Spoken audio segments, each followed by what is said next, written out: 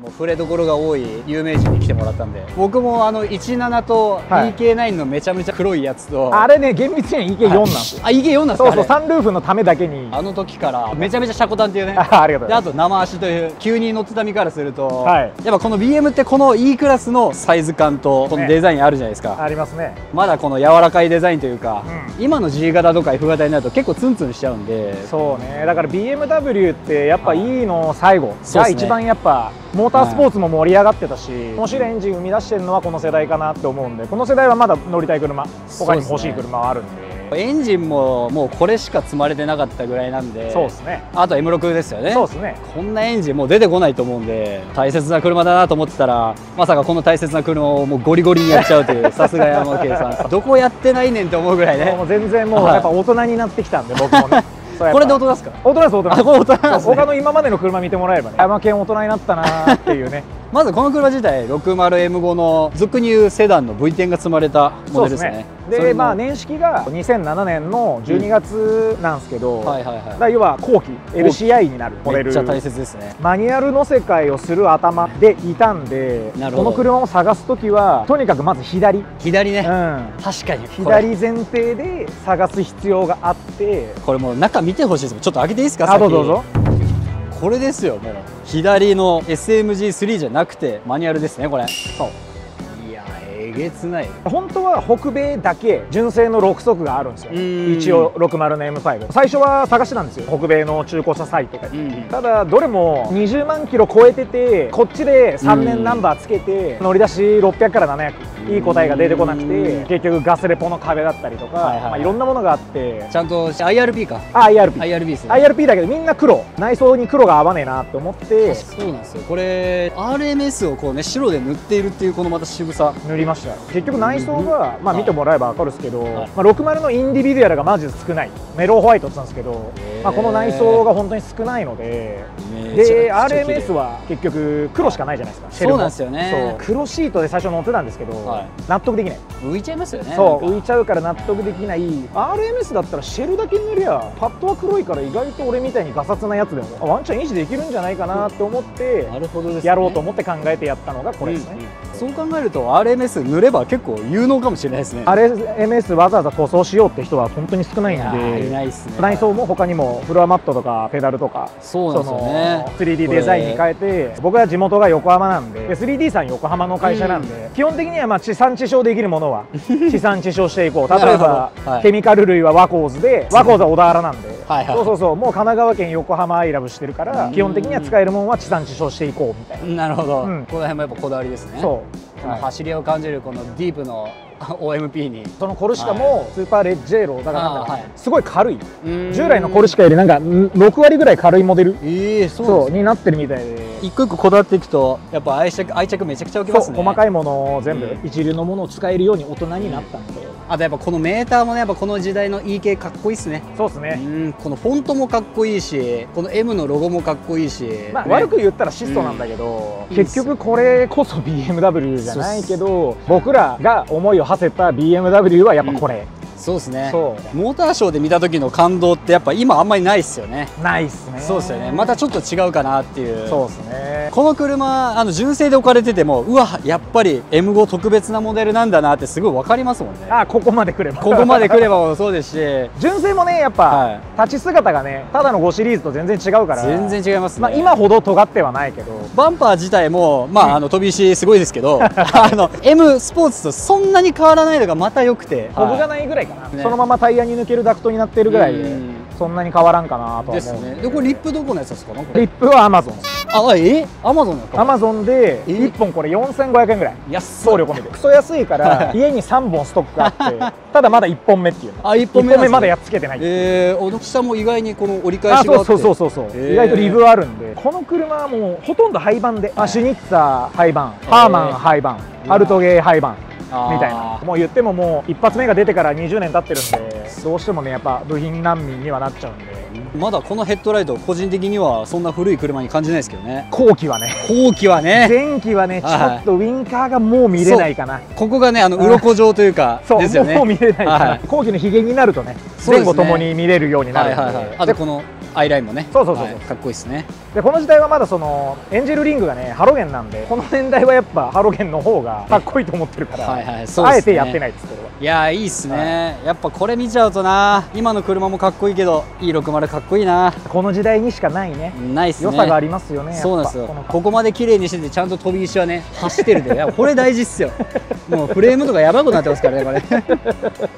あとこれボンネットどこのやつですか？アリエクで買いました。ボルシュタイナーさんのデザインのまんまカーボンにしたやつで、一応表はカーボンなんですけど裏は FRP ですり合わせて強度出してるみたいな。カーボンの面意外に綺麗だなと思って、アリエクには思えないですよ。よそのメーカーさんと並んじゃうとシャッチーカーボンやなと思うんだけど、そうだから裏はね普通に FRP で、ああいいですね。ダクトは抜けてはないんで、インチキダクトやね。まあそのうち変えようかなっていう。ちょっとアリエクっぽいですけどね、この辺がね。そこは作った。あ、作ったんですかこれ。そこ穴しか開いてなかったんで高さ調整してっていう。エンジンルームも超綺麗ですよ。距離浅いから。めちゃくちゃ綺麗ですね。めちゃめちゃ綺麗。いやすげえエンジンでかい。さあこれ V10 の S85 でしたっけ？ S85B50。V10 の5リッターエンジンということで、この後に 92M3 の6号が生まれてるから、こっちの方が古いんですよね、基本の作りは。でだから後々8発になる予定があったから、 V10 って本来バン区画って72度なんだけど、90度で作ってあるんですよ。後々要は S65 で V8 になる予定があったから、だからちょっと変な点火タイミングなの、ものすごく。まあそれが生き物みたいなエキゾーストにつながってるんじゃないかなって俺は思ってるんだけど。なるほど。この8号エンジンは本当この音しか出ない感じこですよね。れしか出せないと。LFA も全然違いますよね。純正でも駅マニは一応盗聴なんですけど、今回マニュアルの世界したのと同じタイミングぐらいで完全盗聴な駅マニ、今年の頭に出たてのイギリスかな、なんかユーロパワーモータースポーツってメーカーの駅マニ、やっぱ音全然違うし。あ、違いました。そう、ただパワーも一応車種台乗せるだけで47馬力上がるって言われてるんです。すごいですね。ただ要はマニュアルにしたじゃないですか。7速 SMG が6速になったんですよ。で6速になったけどファイナルギア7速のまんまなんでちょっとワイドなの。まあカーツの 2way の LSD も組んだんですよ。まあドリフトする予定で作ってるから、これでね LSD 組んだで満足しちゃって完全に盲点で頭から抜けてて、次のタイミングでファイナルを 3.9 か 4.1 かまだ決めてないですけど、この仕様はこの仕様で高速は楽ですしね。高速めっちゃ楽。だからそこはいいですよね。めっちゃね。いやいいですね。だってもうこのエンジンの一応これカバーなんですか？ここカバーはそうですね、塗りました。まあその要は見えない部分だから M と同じカラーに、この M カラーに塗って、だからこれがラグナセかブルーで、そのオイルフィダーキャップがベルベットブルーメタリックって紫で、こっちがイモラレット。補強パーツもちょこちょこ。確かに ARC のこんなとこ入ってる。オートリファインさん、まあこれも横浜なんで。あ、これも横浜でしたっけ？セアなんで。あとウルトラレーシング。もうここのサージがでかすぎてやばいっすね。もうあとこのエアクリルはちょっと変わってるんですかね。 AFE になってる。あ、AFE になってます。あともうこれ生足でこの車高でよく走れてるなと思いつつ全然踏めますよ。この車高でこの面で壊さないセッティングしてるんで、それがいいっすね。僕の中では地味です。あ、地味なんですかこれ？僕の中で地味です。キャンバーも全然ついてないし、基本的には地味。いやでもこのキャンバーがいいんじゃないですか。まだこのフェンダーがそんな出てない時代じゃないですか。そう、まだね、これがいいんですよね。全幅もね1845って今じゃありえないぐらい普通なサイズなんで。ヤリスと4センチぐらいしか変わらないですからね。そうヤリスの方が幅広いんじゃないかぐらい。そうなんですよ。かっこいい。あとこれホイールのカラーもね、こっちはゴールドで、そう左右で色変えて、今回はカラーコーディネート優先で、今回青にして、でこの LM ももともと 10J の25と 11J の25の19インチなんですけど、よく入りますね。いやでもまあ見てもらえば分かるけど、ワイトで超いっぱい入ってるんで。本当だ。そうこんな入れるってぐらいちゃんとハブ線出てるけど、でしかもこれってボルト車じゃないですか。 BBS のインストレーションキットっていうナットをつけるためにどうしてもスタッドボルト化する必要があったから、ワイトレもワンオフで作って、ナット用のスタッドボルトワイトレを120の 72.5 で作ってやばってやってやっと履かしてみたいな感じで。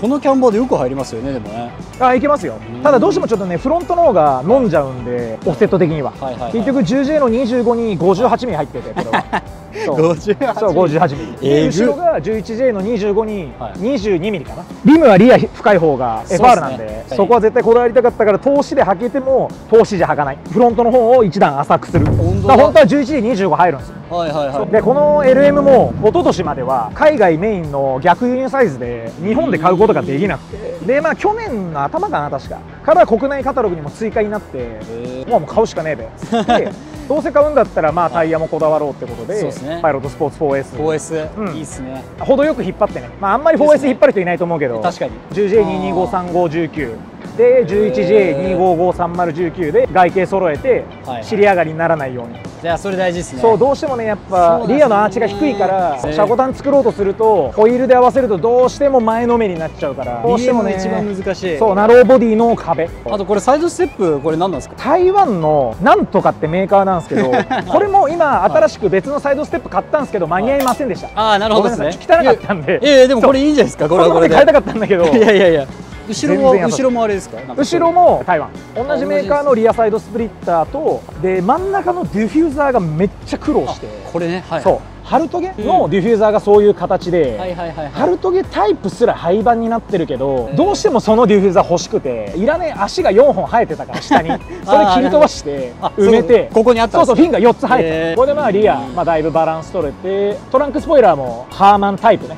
ハーマンタイプ。ハーマン買えないからもういい。そうでルーフスポイラーもハーマンタイプね。あタイプ。そうもう全部タイプもうない。まあでも全然わかんないですね。そう本物志向なんだけど一応言い訳するとないからしょうがない。そうちなみにこれマフラーは何なんですかこれ？マフラーはこれ前のオーナーさんから作った状態で今日この撮影日この後から作り直しまあちょっと駅間に変えたかはらい作り直す予定があるんですけど今日間に合わなかったから。いやいやもそううまた次回楽しみにしてます。でもまあこれでもめちゃくちゃいい音するんで、で何も入ってないただの筒なんでまあ音量はちょっとご愛嬌ということでご愛嬌ということでね、はいはい後でちょっと楽しんでもらって。そう音はそんな感じですかね。あと M5 のかっこいいのはこのディフューザーもちょっとシンプルな感じに。そうここの柄がかっこいいのとここが5シリーズと違う。そうですね。そう5シリーズこのまま埋めてあるんですよね。そうこれはここばっかりは欧州ナンバーよりアメリカナンバーと日本ナンバーの方が枠ちっちゃいから、欧州ナンバーだと横長になっちゃうんでちょっと横長なんですよ。僕もこれ見た時ああこういうところも仕上げてくるんだなと思って。60はだからイベント行っても、はい基本的に人がたかってんのはおじさんばっか。いやまあまあもうそうですね。若い子全然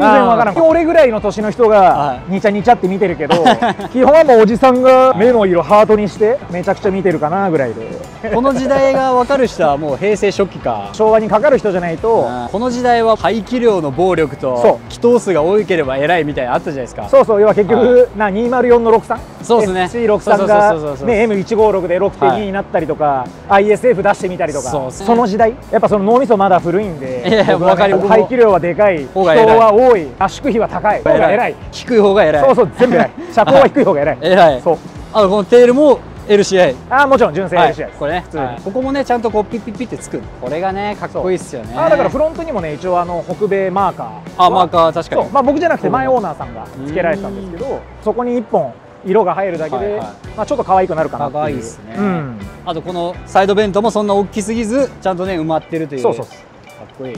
でこれ懐かしいこの形のすぐ曇るし水入るし大変なんですよねこれは。だからね、はい前オーナーさんはいがすごい大事に乗られて僕の先輩なんですけど13年ぐらい乗られてて、13年で8000キロぐらいしか乗らなかったの。いいもったいなそうただ持ってただけに左後期で確かに距離も2万4000キロだったんで次ないっすよもう。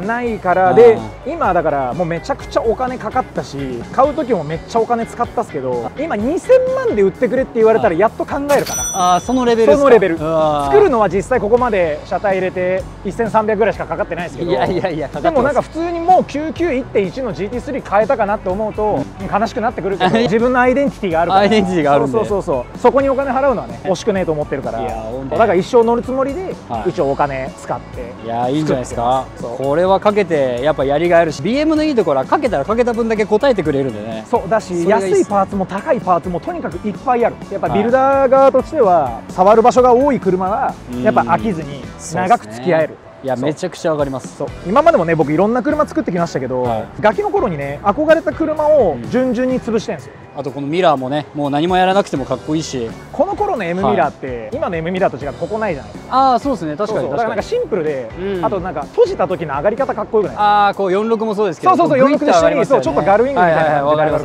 可愛いなと思う。可愛いミラーをして飛び石やばいっすねもう一回言うとやばいっすよこれは。ガラスもね、やばいっすね今更プロテクションもだから、もう遅いっすね。そうまあ戦う車こそね、うん、走ってる証じゃないですけど。そうですね。そこだけはちょっとまだ大人になる。バトルマシーン。そうそうそうそう。あとサンルーフもね、かっこよくて。もちろんもうなんかない方が少ない気がします。徳丸はサンルーフなし車の方が確かになんか逆にどこで探してきたのかなと思っちゃう。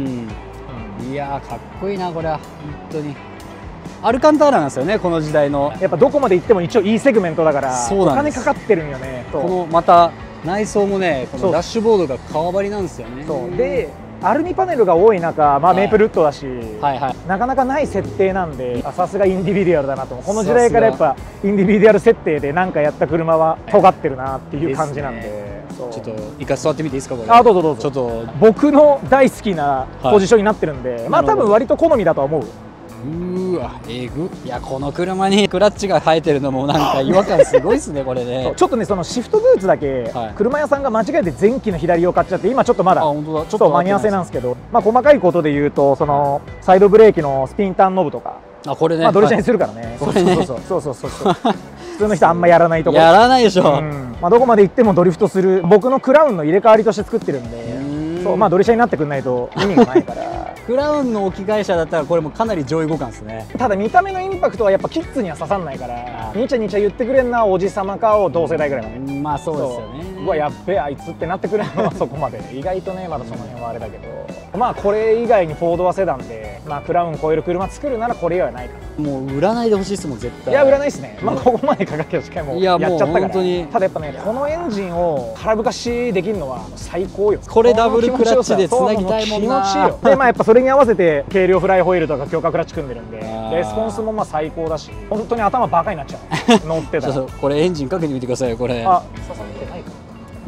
あ刺さってます。うわで一応これ M ボタンだけ。はいはい。これでそう作りました。これで400馬力モードから500になるんですね。もう基本的にエンジンかけたら押します。僕は。ああそういうこと。400馬力モードで乗ったことない。意味わかんないですよね。そんな400馬力モードいらないですよ全然。もう最初から別にフルパワーでいいし。すげえ。あとこのメーターかっこいいですね。このゲートがね温まってくるとだんだんそうそう下に降りてくる。あと9ニュートンメーターの配置が違うのはこのウインカーの配置がこの真ん中になるぐらいかな。そこそこでいい。全然 OK です。全然いいから高速乗ってきてこれだから。ですね。でもまあこんなにいい音してあれ全然気になる気になる。もうリッター2でも別にいいかなと思ってる。いや全然いい。街乗りでも3切ることはないし。悪いけどまあまあしょうがないですね。ちょっとだけ飲みますね。いやいやちょっとこれもう乗りに行きましょうか。いやこれ音がちょっと耐えれないですねこれ。よいしょありがとうございます。じゃあちょっと世界の山系総合をねちょっとドライブ行きましょう。行きますか。はいお願いします。ドリすごいでしょ。いやデフやばいっすねこれ。カーツですよ。そうカーツなんですよ。マジちょっとエアカップついてる。最高だ。ここはね60からする音じゃないんだよなこれ。このエンジンはねでもやっぱこれができる。これをしたいがためにこの金払った。そうっすね。みんなおおしかできないですよね。そうローンチしかできないから。そうなんですよ。レスポンスめちゃくちゃいいじゃないですか。いや気持ちいいですよ。急によりいいかも。いやそうねかもしれない。いやその近尾君の山の中走るやつ。そうあれ見てうわやっぱ6号ええなと思ってたけど。いや6号もいいですけどやっぱ8号いいな。デフすごいでしょ。デフやばい。ちょっとねここから個人的にはねちょっと効きすぎないさすがに。まあもうちょっとへたってくれると。そうもうちょい温まるとねだいぶいいんだやば。これは脳汁垂れるわ。頭バカになっちゃう。やばいっすね。バカになっちゃう。早くトンネル行きたいですよ。やば。いやこれまたその割れないいい音っすね。まあ泣きはするけどね割れはしないから。や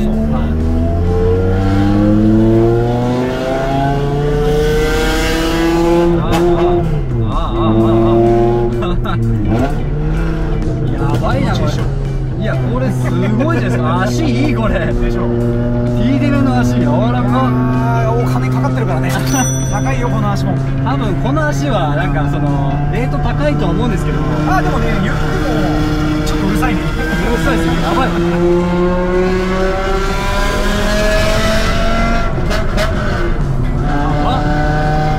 レートで言ったらフロント20の214なんで。まあまあですね。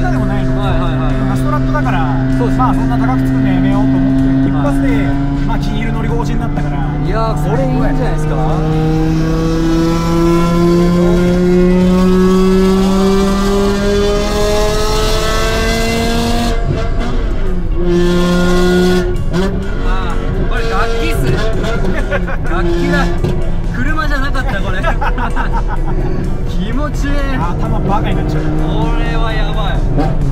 静かに走ることもできるっていうのがいいですね。全然今ちょっと山戸だけね、音取るために開けてますけど、全然閉めたね。今閉めましたけど。はい。閉めると閉めるとまあ言っても M5 なんで、めっちゃ静か。静粛性いい。めっちゃ静か。これはこれでまたいいですね。そうサンルーフだけ開いてるんで、これも閉めるともっと静かになる。なるほど。いやこれいいわ。いやいいっすよ。やば。いやマジで足がしっとりしてて、なんかこの車高だったらもう隣の人ゲー吐くんじゃないかなと思ったら全然それはね、やっぱ伊達にね、車庫団やってないからね。何回もやってると。そうですよ。いろんな車、いろんな足でやってるんで。いやさすがだなこれ。気持ちいい。フライホイール変えて落ち込みが早いんで。早いですね。アップでも煽らないと落ちすぎちゃう。そうなんで、なんかブンブンやってんじゃねえよってコメント飛んできそうだけど、半分はまあふざけてブンブンやってんだけどこんなにレスポンスいいとまあそりゃ落ちすぎちゃうな。いやこれでももうこんな車ないっすよ。ないっす。マジ日本で初めてだからね、60のマニュアルですよね。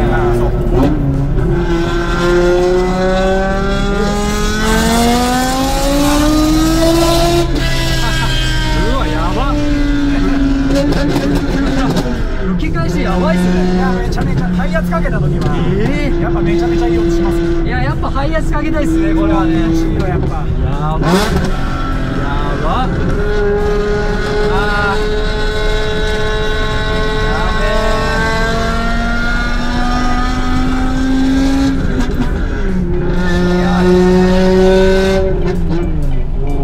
これは替えがないな。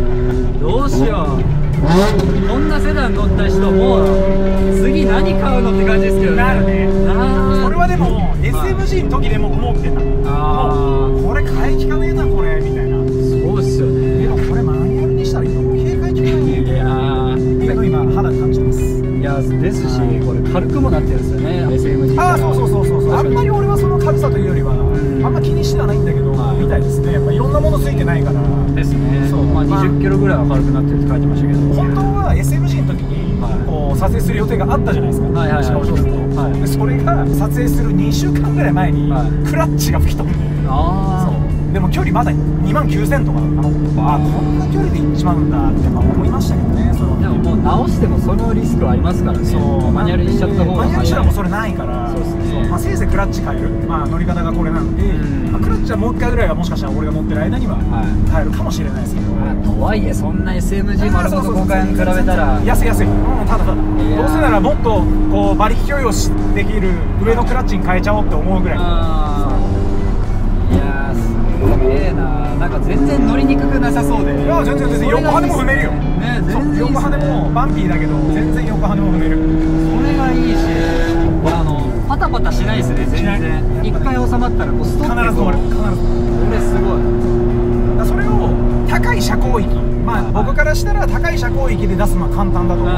そうですね。この車高域で決められたストロークで一発でピタッて止めるのはなかなか難しいと思う。いやむずいと思いますよ。でもどうしてもやっぱアクセルでこうちょっと調整してあげて相殺するような動きになっちゃってるけど、俺もねそういう車乗ってきたから、それしなくてもやっぱピタッて止まってくれるから、もう全然ピッチングすぐ止まるんで。これだったら全然本当新東名とかも楽勝で。新東名もうオンザレールよ。でも片手で運転できる。パナクソ食べながらでも大丈夫。い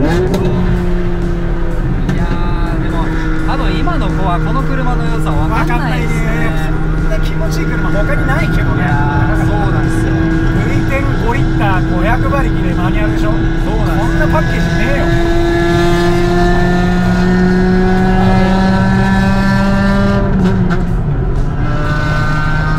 普通の人からしたらあんなセダンの車がやべえ音してるなっていうね。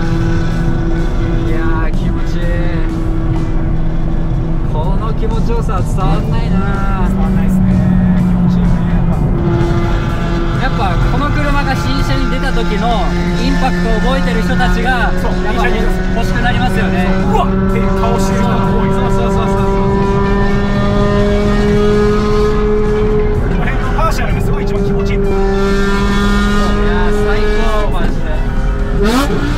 よだれ垂れそう。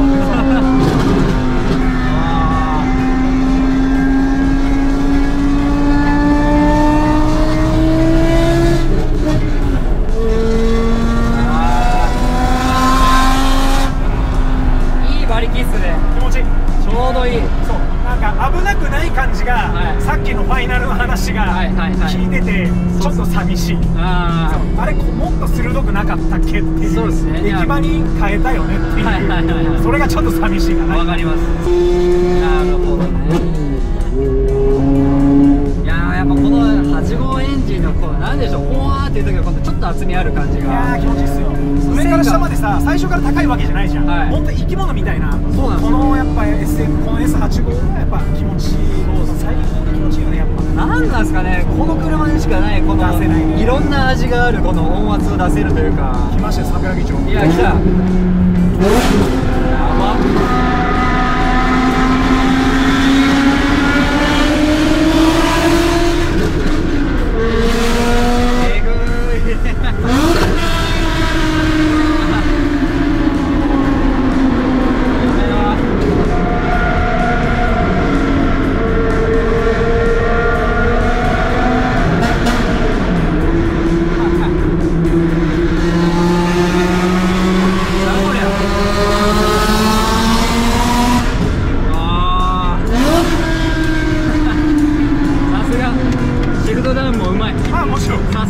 やっと左のマニュアルに慣れてきた。ちょっとこの引く感じがね、ちょっとむずいっすよね、最初。3、2が難しい。わかります。ちょっとってやられて。いやー、音やばいっすね、これ。気持ちいいっすよ。いやー、もういくらでも乗れちゃう。いや、もう普通の人絶対これ短距離でもしんどいなって、外から見てたら思うと思うんですけど、全然乗れるよ。乗っちゃったらもうガソリン溶ける。溶ける。なくなっちゃう。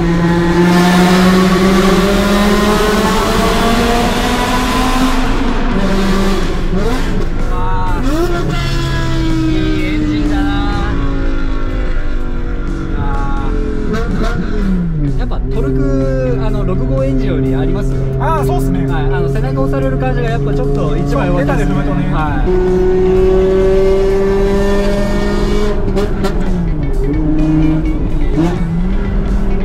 本当回転のうち早いっすね。早い。めっちゃ早いっすね。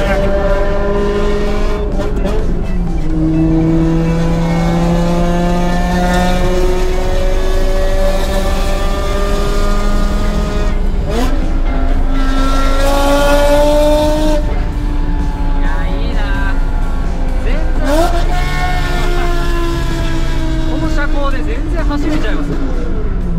走れますよ。えぐ。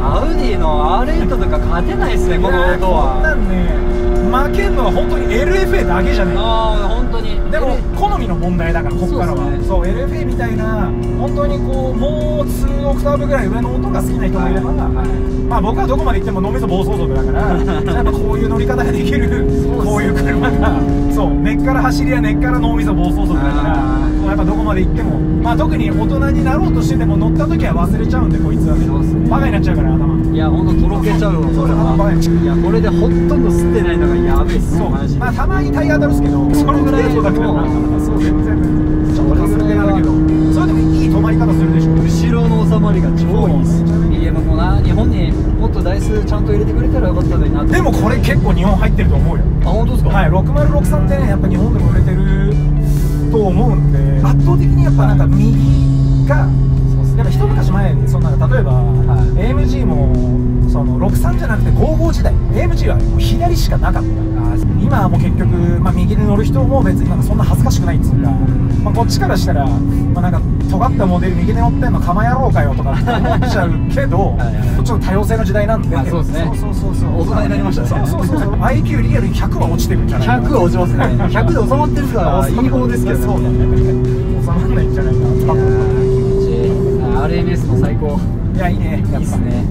やっぱ純正シートだとちょっとパンプアップしちゃうんで。いやきついきついっすよね。無理無理で、純正シートだで合わせるステアリングの位置だとステアリング下がんないんで、こいつもコラム下げしてます。なるほど。結局何に乗ってもやること一緒。全部コラム下げしてる。結局全部で同じことやる。大事っすね。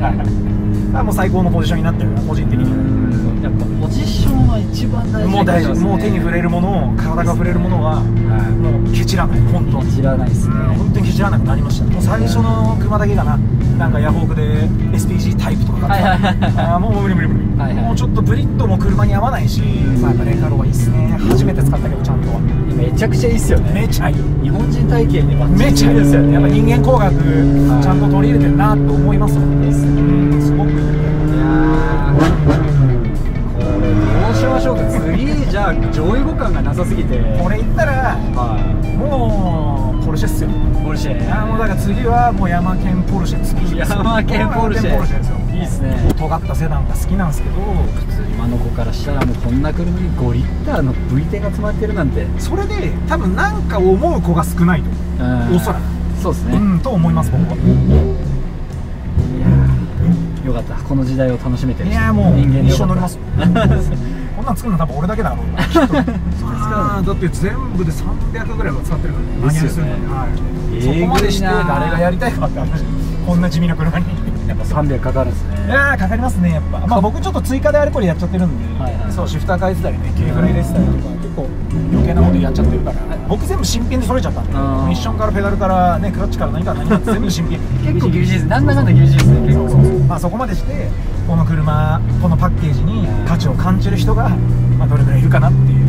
でもいると思うけどね、いると思うし、ただまあそこにまあこういうなんつうの、僕みたいに素行の悪い人間がそうこういうものを好むってこと自体があまりない気がするから。まあわざわざそう脳みそ走りやドリフト構造上がりが 1J 勝たんっていつまで言っとんねんってまあ俺もねやっぱ12年 1J 乗ってたから、そうまあいつまで 1J 勝って 1J 乗っとんねんになるから、もういいっすか。 1J もやっぱターボ車としての楽しさはありますけど、でも 1J 勝たんって思ってたのは結局 1J しか知らなかったから、まあそういうことですよね。そうと俺は思ってるから、 1J 以外を知るようになって、まあやっぱ 1J 以外にこんな気持ちいいエンジンがあるんだな、まあ、ビーバーっていう響きはすごい嫌いなんだけどビーバー僕なってきちゃったなっていう感じですまあ BM 一回味わっちゃうとね、降りれない人多いんで、本当にまあ足でも BM 買っちゃってるんで僕ねそうですね。いやありがとうございました。はい、こちらこそありがとうございました。